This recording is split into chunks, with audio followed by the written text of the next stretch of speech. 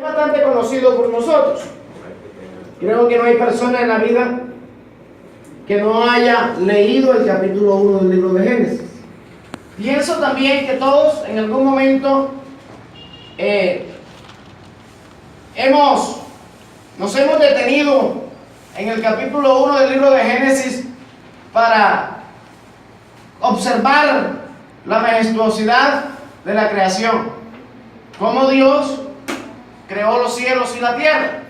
En este capítulo está descrito esa majestad de Dios, ese poder creativo de Dios. Pero tengo que decirles también que a veces pasamos de largo. Muchas veces leemos la Biblia y no nos detenemos a pensar lo que la Biblia o el Espíritu Santo quiere enseñarnos a nosotros allí. Porque estamos acostumbrados a otras cosas. Nosotros, las iglesias de corte pentecostal, tenemos una fortaleza y es que el Espíritu de Dios se mueve entre nosotros, gloria a Dios. Creemos en lo sobrenatural, creemos en ese poder del Altísimo, pero tenemos una deficiencia y es que no nos gusta estudiar, no nos gusta meditar. Y entonces nos encanta cuando los predicadores vienen y gritan y saltan y hacen bulla, y bueno, gloria a Dios por eso. Desde que el predicador enseña la palabra, pues que griten, eso es lo de menos. La idea es que enseñe la palabra. Pero cuando de repente vemos una persona sobria, sosegada, entonces nos da pereza y a veces decimos, no, ese no tiene unción porque ese no salta. Realmente la unción no la tiene el hombre, sino la tiene la palabra del Señor. Amén. Yo soy un predicador muy sobrio. A veces le toca a uno usar estrategias para llamar la atención y alzar un poco la voz porque la gente se duerme. Y bueno, a veces toca tocar la emoción de la persona para llamar la atención. Pero en esta noche yo quiero enseñarle la palabra y quiero que usted preste mucha atención a esos principios de plenitud. Y quiero que si usted está anotando, anote el título de este mensaje: Principios de plenitud. Principios de plenitud. En el capítulo 1, el famoso capítulo 1 del libro de Génesis, la Biblia nos enseña a nosotros unos principios. En esos eventos de la creación, unos principios que nosotros podemos aprender a aplicar y vivir en nuestra vida y que nos llevarán a nosotros a vivir en plenitud. Y empiezo diciéndoles que el primer versículo, ese versículo que dice: en el principio creó Dios, esa palabra Dios, ese término Dios en el original es Elohim, que es el nombre de Dios en plural, que denota entonces la Trinidad y el poder creador de Dios. Diría entonces: en el principio creó Elohim. Elohim creó los cielos y la tierra. Es uno de los nombres de Dios. Ese nombre identifica la pluralidad de Dios: Dios Padre, Dios Hijo y Dios Espíritu Santo. No hay manera de negarlo. No hay manera de negar esa doctrina, pero no es el tema que yo quiero enseñar. Hay algo bien particular aquí, mis amados hermanos, y es que en el principio de la creación dice la Biblia que la tierra tenía una característica, y era que estaba desordenada y además estaba ¿qué? Vacía. La tierra estaba desordenada y vacía. Luego entonces, ¿por qué está la tierra desordenada y vacía?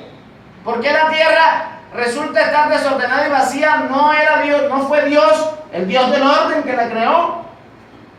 Nosotros, quienes hemos tenido la oportunidad de pasar por un seminario, estudiar teología, vamos a encontrarnos con un sinnúmero de preguntas y también de respuestas con relación a este versículo, porque es muy particular. Dice la Biblia: en el principio creó Dios los cielos y la tierra estaba desordenada y vacía. ¿Por qué estaba la tierra desordenada y vacía? ¿Por qué estaba la tierra desordenada y vacía? No hay una respuesta plena. No hay una respuesta absoluta. Los teólogos no han podido darle respuesta a la razón por la cual la tierra estaba desordenada y vacía. Hay varias proposiciones, pero hay una con la cual yo me identifico, que yo creo que no le estoy diciendo que sea la verdad. No le estoy diciendo que le voy a comprobar eso, pues uno tiene que hacer silencio donde la Biblia hace silencio y hablar donde la Biblia habla. Pero a veces la Biblia a nosotros nos permite inferir, nos permite analizar, nos permite sacar conclusiones.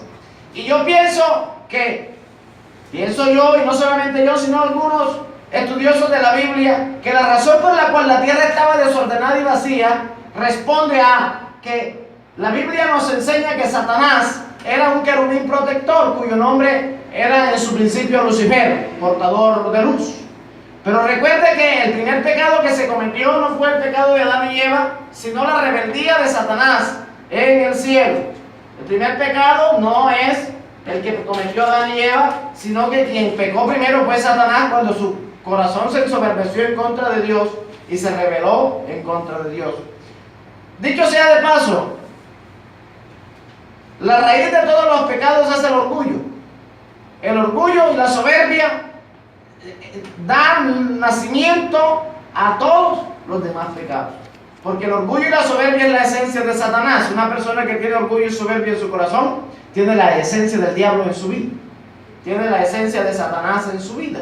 Porque esa fue la razón por la cual Satanás se levantó contra Dios. Se levantó contra Dios porque su corazón se ensoberbeció, su corazón se levantó y quiso ser como Dios.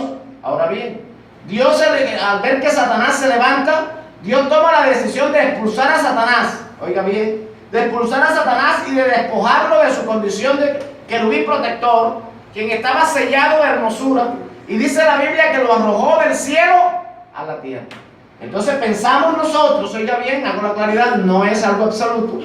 Pensamos nosotros, pienso yo, que la razón del desorden de la tierra fue por cuando Dios expulsó al diablo del cielo, y al caer Satanás del cielo a la tierra ocasionó el desorden y el caos que la tierra tenía en su principio.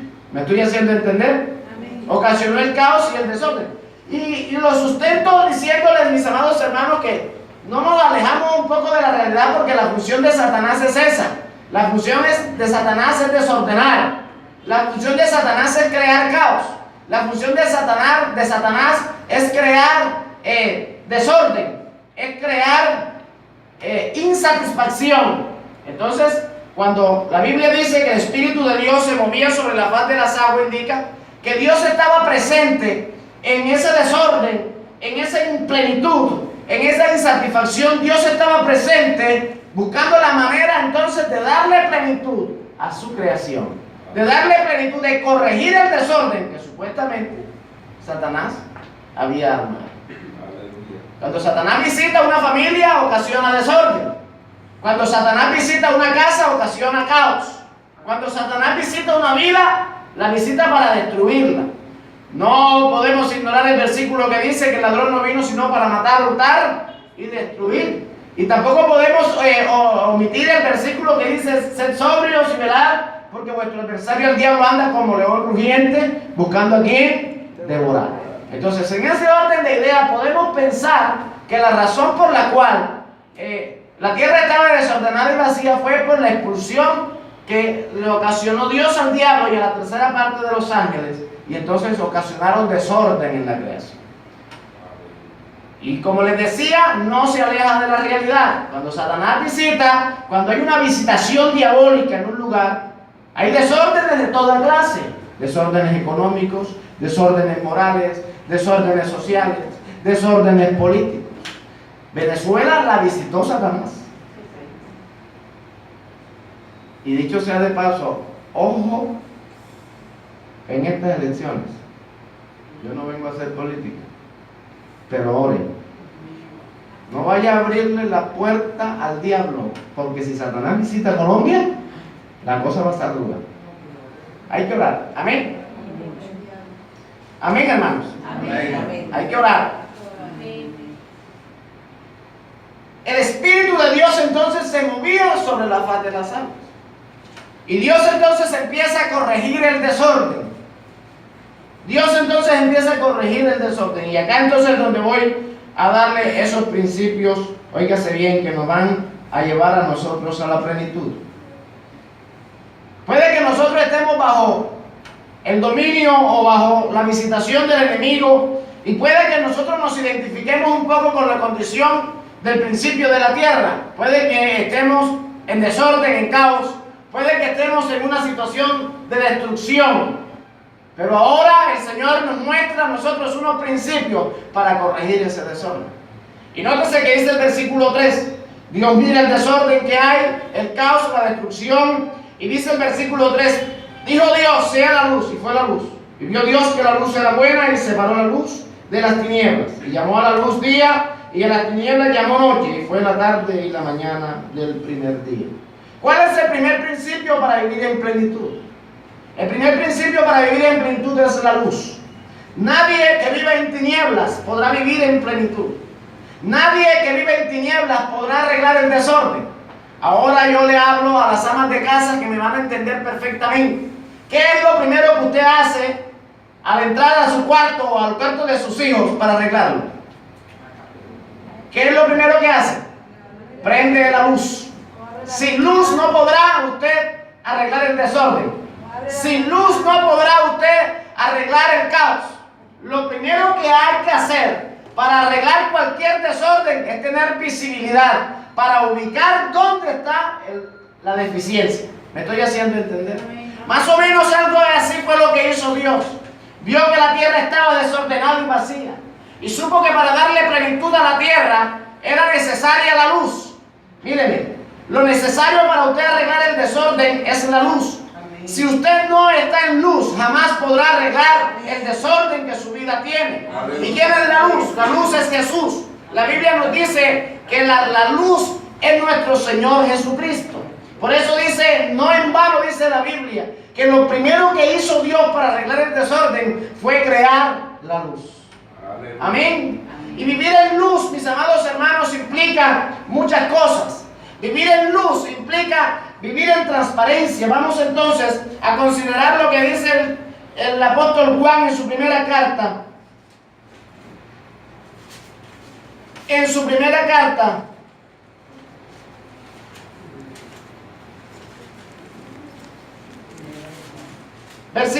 capítulo 1, versículo 5 dice: este es el mensaje que hemos oído de él y os anunciamos. Dios es luz y no hay ninguna tinieblas en él.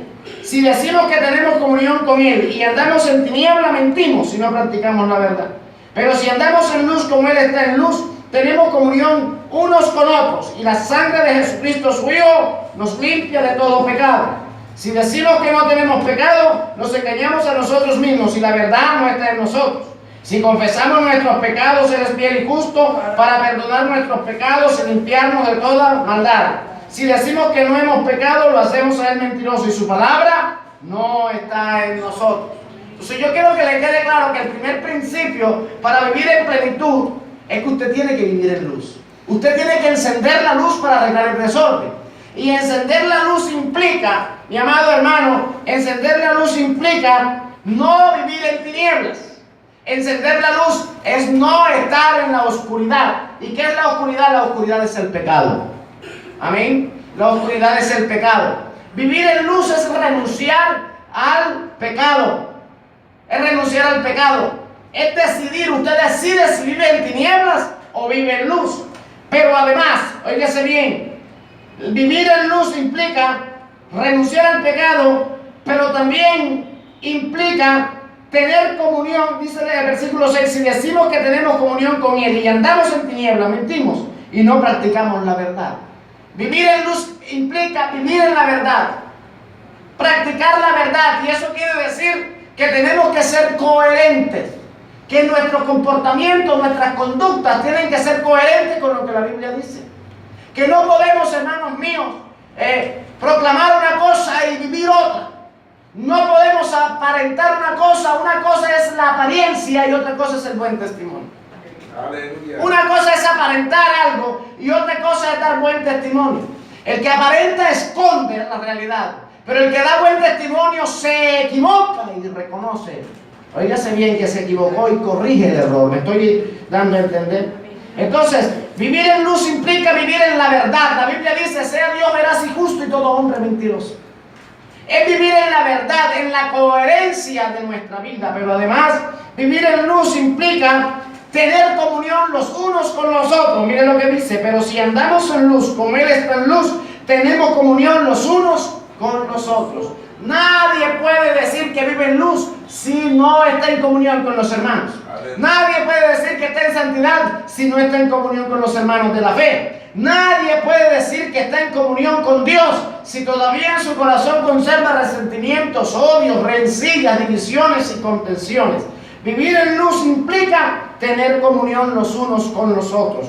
Pero además, vivir en luz implica haber recibido la gracia de nuestro Señor Jesucristo que nos limpia de todos nuestros pecados. Pero además, vivir en luz implica reconocer nuestra flaqueza y confesar nuestros pecados delante de Él, confiando en su infinita gracia.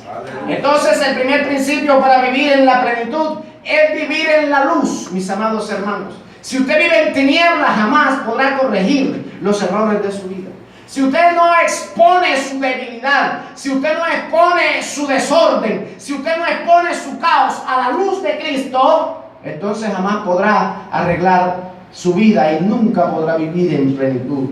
Mire lo que dice el Evangelio según San Juan capítulo 1. Evangelio según San Juan capítulo 1.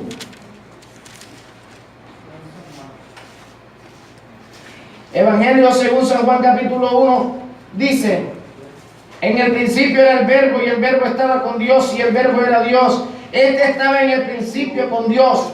Todas las cosas por medio de Él fueron hechas, y sin Él nada de lo que ha sido hecho fue hecho. En Él estaba la vida, y la vida era la luz de los hombres.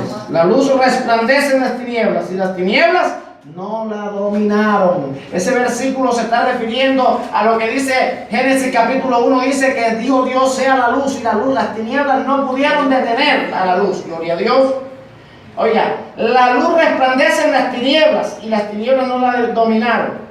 Pero mire lo que dice. Hubo un hombre y habla de Juan, pero sáltese al versículo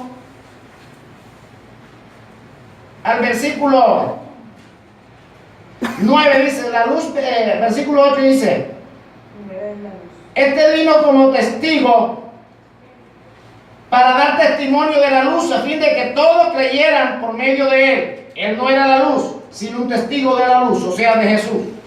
La luz verdadera que alumbra a todo hombre venía a este mundo. En el mundo estaba, y el mundo fue hecho por medio de él, pero el mundo no lo conoció. A los suyos vino, pero los suyos no le recibieron. Mas a todos los que recibieron, a quienes creen en su nombre, les dio potestad de ser hechos hijos de Dios.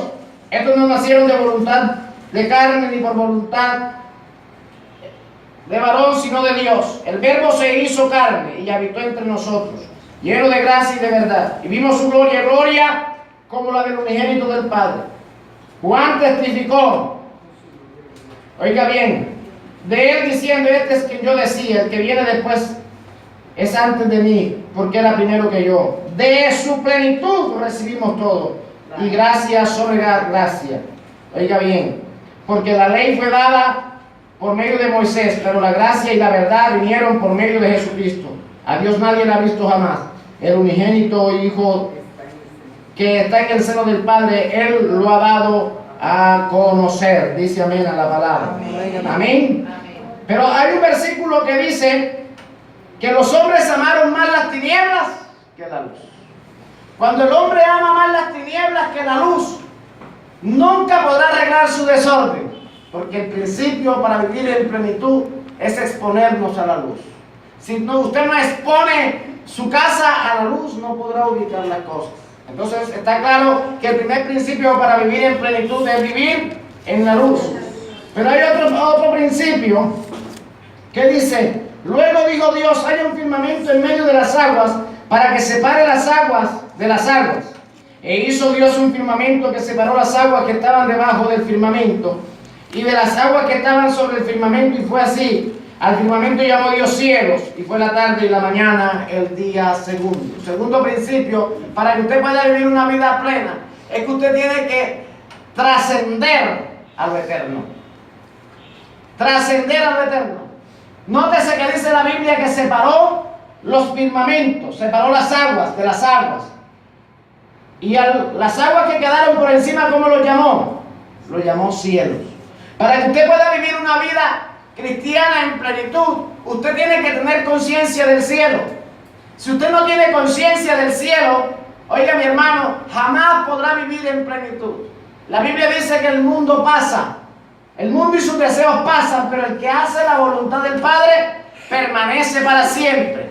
Y cuando dice que permanece para siempre, es porque tendrá vida eterna. Es porque el que permanece haciendo la voluntad del Padre, ese trasciende al eterno.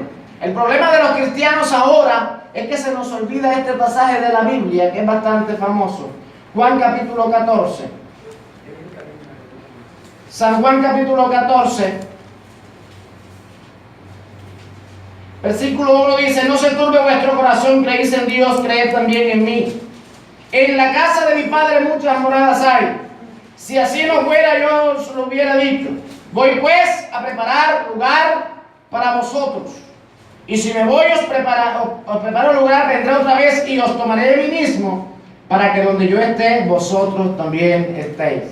El problema ahora del cristiano es que nosotros estamos escuchando un evangelio, que lo escucho por la televisión, que lo escucho por la radio, que veo a los cristianos correr. Mire, no se deje seducir de cualquiera. Corren de un lado para otro, porque el predicador predica bonito, porque el predicador grita y salta. Pero eso no es lo importante. Entonces ahora nos están vendiendo un evangelio del reino aquí y ahora, y eso es falso. Y usted escucha, óigase bien, términos reino va y reino viene en todas las predicaciones. Y tiene que ser gente de reino.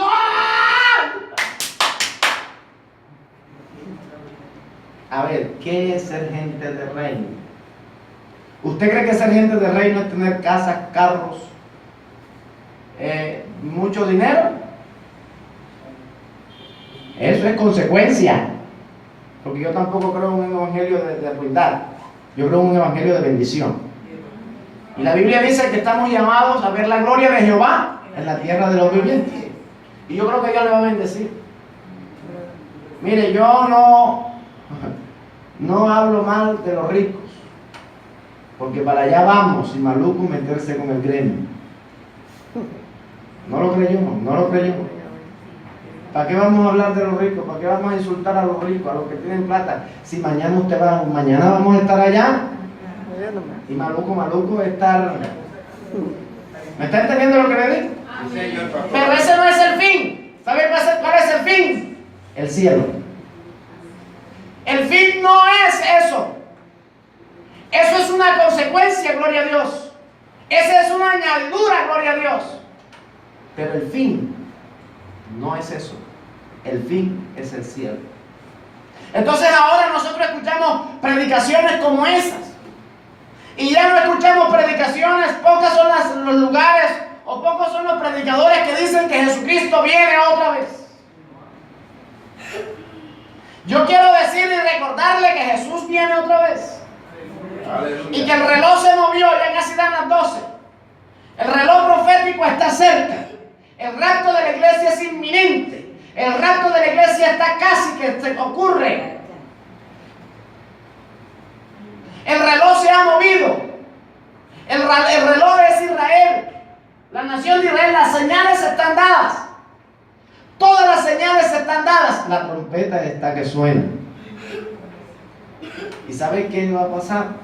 Que muchos se van a quedar. Porque muchos no están esperando irse al reino, sino que el reino venga.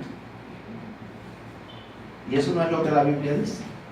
Cuando el Padre nuestro dice: Padre nuestro que estás en el cielo, santificado sea tu nombre, venga tu reino. ¿Sabe qué está diciendo? ¿Sabe qué le estaba enseñando Jesús a sus discípulos? Que rogáramos por su venida, que rogáramos para que nos levante. El problema del cristiano ahora es que cree que Jesús no viene y cree que el cielo es una fantasía, y entonces eso le da libertad para vivir de la manera como quiere, porque ha olvidado el mensaje central del evangelio. No hay conciencia de los celestiales. Y creemos que todo es aquí. y ahora, y el reino aquí y ahora. Y yo he escuchado predicadores que dicen que para qué oramos para que Jesús venga. ¿Para qué? Que Jesús todavía no venga, que todavía tenemos que conquistar a mucha gente. Bueno, es la verdad. Pero el que no se arrepienta, que no se arrepienta. Apocalipsis dice, el que es inmundo, sigue en su inmundicia. Pero el que es justo, el que es santo, santifíquese aún más. Amén. Entonces nuestro clamor como iglesia debe ser este: ven, Señor Jesús. Ven, Señor Jesús. Entonces cuando la Biblia dice que al firmamento llamó cielos, es para que nosotros tengamos en cuenta que nuestra ciudadanía no es terrenal, que del cielo venimos, que de la casa del Padre hemos llegado y a la casa del Padre tenemos que volver. Amén. A la casa del Padre tenemos que volver. Y esta debe ser la motivación del Evangelio. La motivación de su Evangelio no debe ser otra, hermano.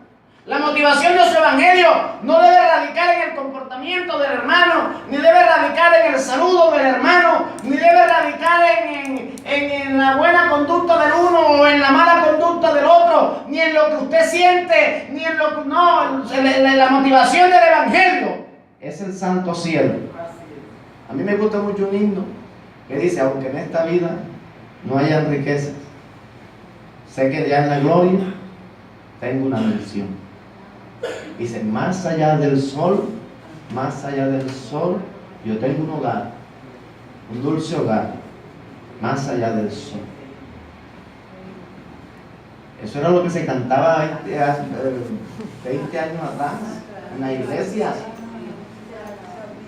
Y las profecías de hace 20 años, cuando yo era un niño, se levantaba la profetisa y decía, aquí, vengo pronto. Y la gente decía, gloria a Dios. Gloria a Dios. Ahora si no le dicen a usted que va a tener 1.200 millones de pesos, no dice gloria a Dios. La profecía era esa, aquí vengo pronto a levantar a mi pueblo. Y uno se estremecía. Yo le tenía temor a una canción de Estanislao Marino que dice la gran tribulación. ¿Ustedes la conocen? Dice, un lamento, un sollozo, Cristo vino y a su pueblo se llevó. Yo escuchaba esa canción y a mí me daba terror, me metía debajo de la silla de la iglesia. Porque entre otras cosas la cantaban con tanto suspenso, como si estuviera sucediendo. Se oye una voz, un lamento, y uno se imaginaba eso. Esas eran las adoraciones, esas eran las alabanzas, hermano. Y uno lloraba pensando en que Jesús venía otra vez. Y uno salía del culto diciendo, hay que ser santo, hermano. Y uno salía con un comportamiento del culto reverente, porque pensábamos que Jesús venía otra vez. Y una vez le pregunté a un anciano de la iglesia, le pregunté, le dije, hermano, pero hace tantos años están predicando que Jesús viene otra vez y no ha venido. Que van a raptar a la iglesia y no lo han raptado. Y me dice, mire, usted tiene que estar preparado para una o dos cosas: para el rapto en vida o para el rapto natural, que es la muerte. Yo quisiera preguntarle a los hermanos, ¿qué pasaría con su alma si usted cerrara sus ojos a la eternidad hoy?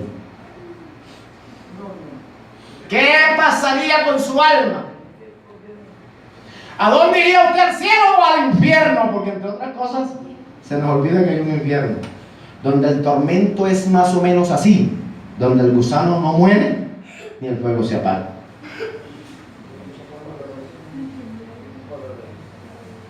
El tormento es indescriptible.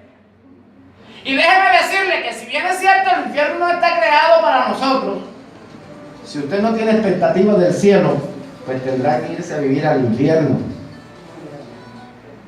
Dice amén, hermano. Amén, amén. Entonces dividimos una vida en plenitud, óigase bien, sin desorden, cuando tengamos conciencia de lo eterno. Cuando ustedes sepan, hermano mío, y se convenza de que en el cielo está Jesús preparando moradas para nosotros.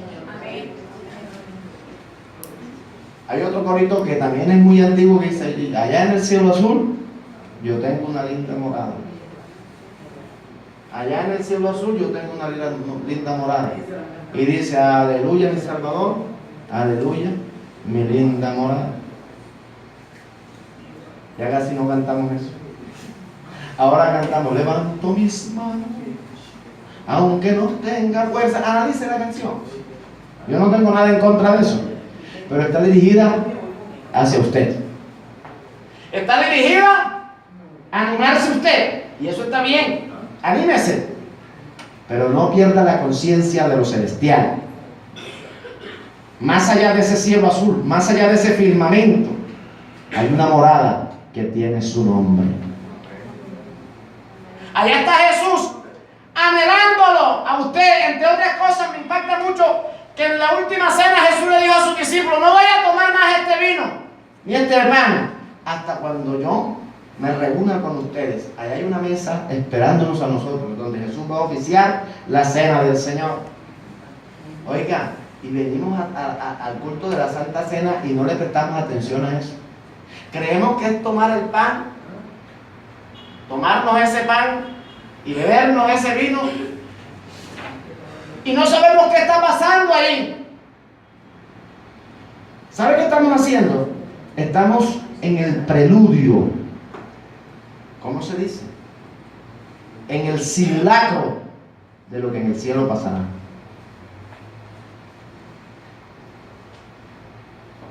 Para vivir en plenitud tenemos que tener conciencia de lo eterno. ¿Sabe por qué usted es evangélico? ¿Sabe por qué usted es evangélico?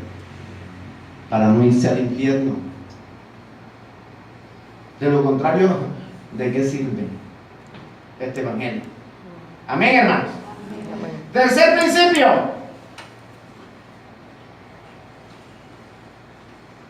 Dijo también Dios: reúnanse las aguas que están debajo de los cielos en un solo lugar, para que se descubra lo seco. Y fue así. Y a la parte seca llamó Dios tierra, y al conjunto de las aguas le llamó mares. Y vio Dios que era bueno. Tercer principio para vivir en plenitud. ¿Cómo vamos? A ver, ¿cuál es el primero? El segundo, trascendencia a lo eterno. Tercero, orden. Si usted vive una vida desordenada, no podrá vivir en plenitud. Mire lo que dice la Biblia: separó Dios las aguas de lo seco, y a lo seco llamó ¿cómo? Tierra. ¿Y cómo llamó a la reunión de las aguas? Mares. ¿Qué hizo Dios? Ordenó, clasificó. Y esa es otra debilidad de los creyentes. La Biblia dice que Dios es un Dios de orden. Y el apóstol Pablo aconseja diciendo: hágase en todas las cosas decentemente y con orden. Y no estoy hablando del orden logístico, no, estoy hablando del orden de la vida. Porque entre otras cosas, permítame decirlo, somos buenos para notar el desorden de afuera, pero malos para corregir el nuestro. Mi mamá dice: una cosa es ver el pollo en la calle, hay que irle a ver el dormidero. Hay que irle a mirar el dormidero. La Biblia nos hace un llamado a nosotros al orden. El hogar tiene que estar en orden. La Biblia dice que el hombre es la cabeza del hogar. Dicen amén, hermano. También dice la Biblia que la mujer es ayuda ¿qué? Idónea. También dice la Biblia que tenemos que tener a los hijos ¿en qué? En sujeción. Hay que tener orden en la casa. Hay que tener orden en la economía. Y el orden en la economía empieza con el diezmo.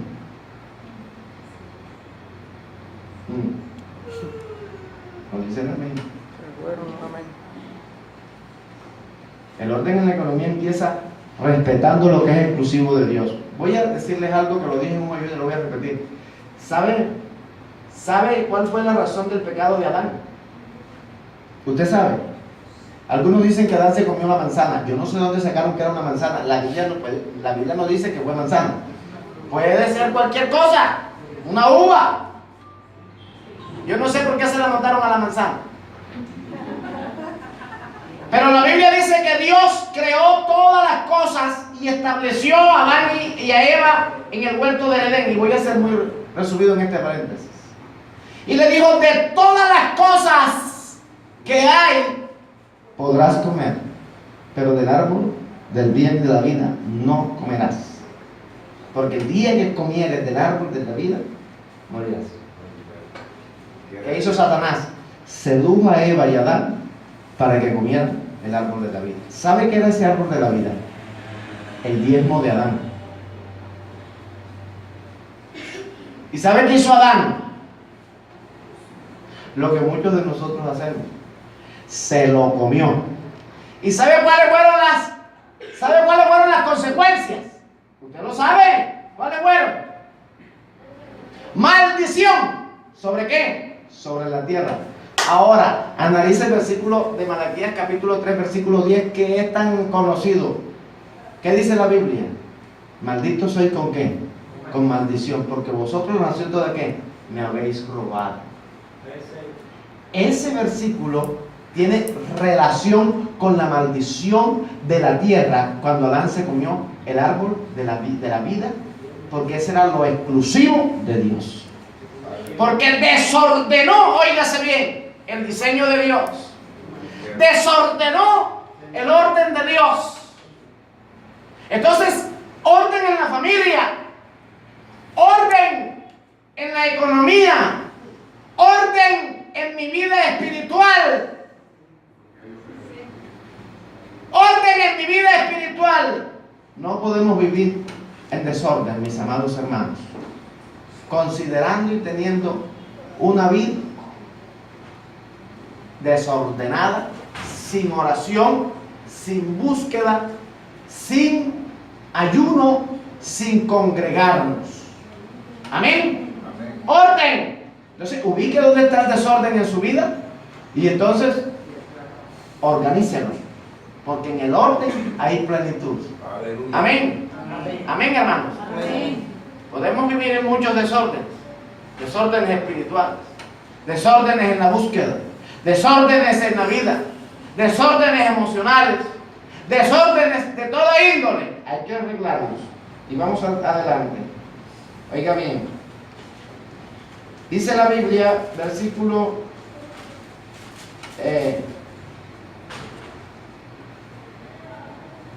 11 dice, después dijo Dios, produzca. Vamos bien ahí, ¿cierto? Después dijo Dios, produzca la tierra hierba verde, hierba que dé semilla, árbol que dé fruto según su especie, cuya semilla esté en él, sobre la tierra. Y fue así, produjo la tierra hierba verde, hierba que da semilla según su naturaleza, y árbol que da... El talento, tenemos que empezar a desarrollarlo, sin limitante ninguna. Pastor, pero yo no tengo empleo porque yo no estudié, pero sabe hacer empanadas. ¿O no? Pastor, pero es que mire que tengo... ¿Sabe hacer buñuelos? Eso se llama ¿qué? Productividad. Amén. Sigamos. Versículo 11. Y aquí vamos a terminar. Dijo luego Dios, haya lumbreras en el firmamento de los cielos para separar el día de la noche, que sirvan de señales para las estaciones, los días y los años, y sean por lumbreras en el firmamento celeste para alumbrar sobre la tierra. Y fue así. E hizo Dios las dos grandes lumbreras, la lumbrera mayor para que señoreara en el día y la lumbrera menor para que señoreara en la noche. E hizo también las estrellas. ¿Cuál principio vamos? Cuarto. Quinto principio de plenitud y terminamos. Planificación. Planificación. Nosotros no podemos vivir una vida de improvisación, hermanos. No podemos vivir una vida desprevenida.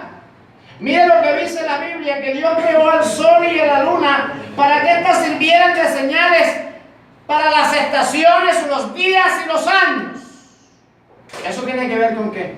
Con planificar. Usted como creyente tiene que aprender a planificar. Nosotros no podemos vivir como la Biblia dice, comamos y bebamos, que mañana moriremos. No, ese no es un buen pensamiento. El creyente tiene que planificar. Las familias tienen que planificar. Amén. En la planificación de las cosas, usted podrá evaluar los resultados de las mismas. Y eso se llama, hermanos míos, educación. Dios planificó. Dios todo lo tenía planeado.